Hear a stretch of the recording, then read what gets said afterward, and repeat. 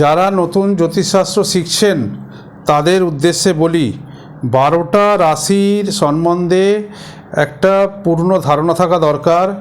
হ্যাঁ, এই 12টা রাশির মধ্যে এর আগে যখন রাশির বর্ষাবর্ষ জ্ঞান করাচ্ছিলেন তার মধ্যে দ্বিপদ রাশি একটা কথা এসেছিল। দ্বিপদ, দুটো পা, মানুষের যেমন দুটো পা, এই দ্বিপদ রাশিগুলো হচ্ছে, একটা হচ্ছে মিথুন, কন্যা, তুলা, ধনুর 15 ডিগ্রি, বিলো 15 ডিগ্রি, এই 0 থেকে 0 ডিগ্রি থেকে 15 ডিগ্রির মধ্যে যে সমস্ত গ্রহ পড়বে বা লগ্ন পড়বে সেইটা দ্বিপদ রাশির আন্ডারে পড়বে।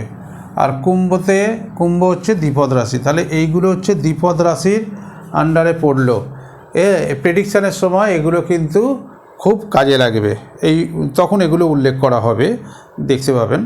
হ্যাঁ, এটা 3 নম্বর বইয়ে 61 নম্বর পাতায় এটা ডিটেলসে পাবেন। 3 নম্বর বই মানে এইটা, এডিয়ান পদ্ধতিতে ভাগ্য বিচার, প্রথম খণ্ড।